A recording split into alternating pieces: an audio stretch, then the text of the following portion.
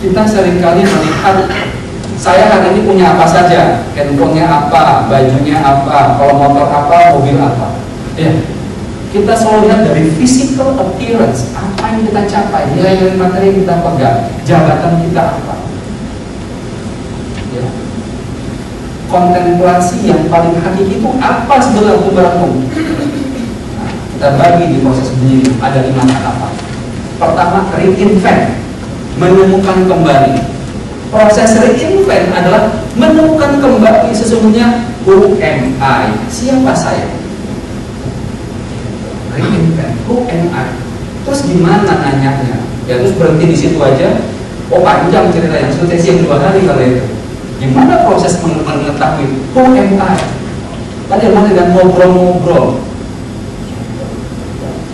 Kata orang, kita yang paling mengenali diri kita, betul tidak? Pertanyaannya, siapa yang lebih jujur menilai diri kita? Kita kah atau orang lain? Ini yang belum berkeluarga ya. Ini agak sedikit filosofis sedikit, tapi saya kira real. Orang berkeluarga itu menikah, berpasangan, kalau tidak memunculkan diri yang terbaiknya, berarti salah pernikahan. Kita seringkali ya, nanti kalian mau mencari pasangan, lihat ya.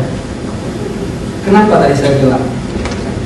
Saya akhirnya terpaksa nih jadi motivator, sumpah beneran. Itu dipaksa tiap hari sama istri saya. Waktu saya pusing sama bisnis properti saya, kata istri saya tutup aja. Kita baru buka English Institution, baru buka setting lembaga baru. Saya lagi pusing, saya mau tutup yang baru aja, saya suka properti. Istri saya nggak suka. Dia bilang, this is you, dia bilang. Di dirimu ada jiwa pendidikan.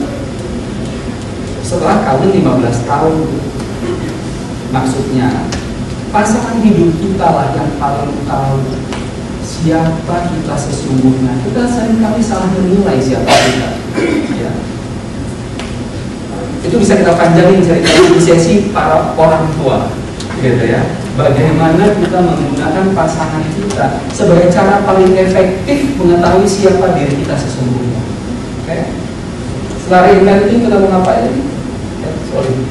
Restore.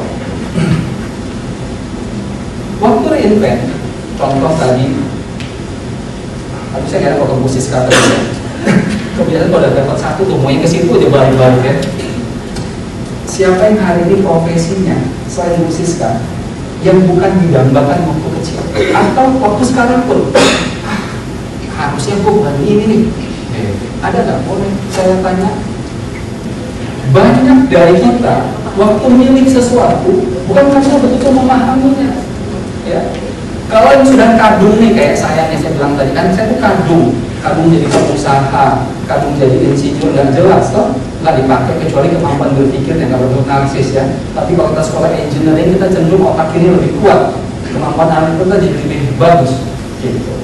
Sekarang yang sudah dibina dari satu kesalahan hidup itu kita gunakan untuk sesuatu yang lain, kemampuan analitikal kita. Tapi jangan tinggalkan apa nilai dasar kita. Kalau sekarang saya belajar sepeda, kaki saya patah, apakah Anda harus mematahkan kaki Anda juga untuk bisa naik sepeda? Tidak. Jangan ulangi kesalahan. 18 tahun ke 30 masa yang panjang. Tadi Mas ini bilang begini, kalau ada harapan sih, gitu. Ya, kalau ada harapan sih. Nanti kita lihat, apakah harapan itu orang yang berikan pada kita? Apakah untuk punya harapan kita harus dibatasi dengan diri kita? Atau kita yang membuat harapan kita itu apa? Restore, bangun diri kita. Ya, restore itu membangun kembali. Tapi yang dibangun itu apa? Harus reinvent dulu, dilihat dulu. Ya, dilihat. Salah bangun nanti nggak ada gunanya. Ya, sama, ketika saya umur 37, itu kegalauan, kegembiraan saya yang paling berat dalam masa hidup saya. 37, I was approaching 40, saya mau menuju ke 40. Itu kegagalan yang luar biasa ya. Saya merasa saya ini siapa? Orang yang lihat saya di luar dia bilang apa sih Cuk? apa kurang enaknya gitu kan. Ya kan yang lain adalah physical appearance ya, punya ini punya itu, kadang semua serba enak. Kenapa aku saya mau sharing begini? Karena bukan yang di luar yang mengerti apa yang kita rasakan ya. Nggak penting berapa jumlah uang yang kita punya, kalau nilai esensi diri kita tidak keluar, tidak mungkin kita bahagia. Tuhan itu adil. Kalau kebahagiaan itu dengan harta, tentu Tuhan tidak adil, karena semua orang tidak punya harta yang sama. Tapi nilai diri orang bisa bentuk masing-masing. Tidak harus tunggu umur 40, tidak harus tunggu umur 30, tidak harus tunggu jadi mahasiswa untuk melakukan nilai-nilai kebaikan, nilai-nilai diri yang mau kita lakukan. Itulah titik di mana kita bisa dapatkan kebahagiaan kita. Melakukannya reinvent, restore, reinforce. Saya contoh sederhana dari proses reinforce. Reinforce itu memperkuat diri kita dengan menambahkan kiri kanan kita. Atas dalam luar kita tambahkan. Contoh ini, Anda kuliah IT, Anda masuk ke pertemuan broadcasting, penyiar, gitu. Jadi jangan Anda habiskan waktu Anda untuk melakukan sesuatu saja. Kan seringkali jawabannya gini, nggak punya waktu. Betul nggak? Nggak punya waktu, sibuk. Saya berani jamin yang suka ngomong begitu pasti pengangguran. Orang yang nggak punya waktu adalah orang yang tidak pernah apa-apa sesungguhnya. Tahu Habibie? Habibie pada masa itu jabatannya ada 100 kali. Ya. Gimana cara ngatur waktunya? Apa artinya? Waktu itu apa yang kita lakukan dengan waktu, bukan jumlah waktunya. Apalagi yang masih sekolah, kuliah, kerja di level-level manajer ke bawah, bohong kalau nggak punya waktu. Apalagi kalau tidak punya waktu untuk memperbaiki kompetensi dirinya. Contoh, pulang kerja jam 6, capek deh, gitu kan, capek ya.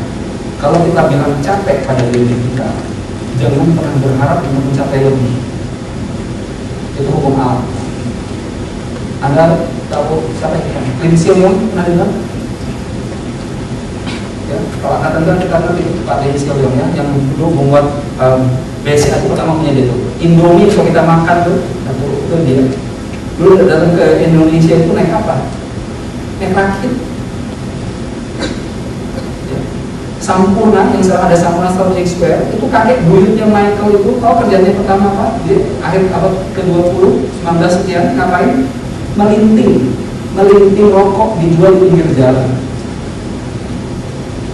Kita seringkali mengukur orang apa yang kita lihat sekarang. Kita nggak lihat perjuangannya. Ya, kita tidak lihat perjuangannya. Jadi jangan lewatkan waktu begitu saja. Reduce, kurangi. Apa yang dikurangi? Kekurangan. Ya. Kurangi kekurangan kita. Paling tidak isolasikan. Ya. Contohnya, kalau Anda mau jadi profesional kerja di kantor, tapi Anda cenderung punya jam ritme biologis yang tidak teratur, pikir-pikir ulang deh. Tidak mungkin jadi profesional tanpa disiplin. Cek otak kanan. Nah, jangan-jangan Anda bisa menjadi pelukis yang hebat. Anda mungkin nggak mau jam waktu yang teratur. Ya. Tapi kan seringkali begini, kayaknya nggak keren deh. Gitu. Keren kerja di binus deh. Kan? Kerenan begini, kerenan begitu. Kurangi kekurangan kita. Replan. Gambar ulang. Buat siapa? Buat semua orang. Ya. Tadi yang punya cita-cita umur 40 melakukan sesuatu, pikirkan lagi. Should I wait? Haruskah saya menunggu sampai umur 40? Ya. Saya bilang, haruskah umur 30 membayar orang tua saya? Baiklah kalau saya meninggal besok, nggak jadi dong membayar orang tua saya. Ya. Jangan letakkan keinginan sesuatu yang benar di masa yang jauh.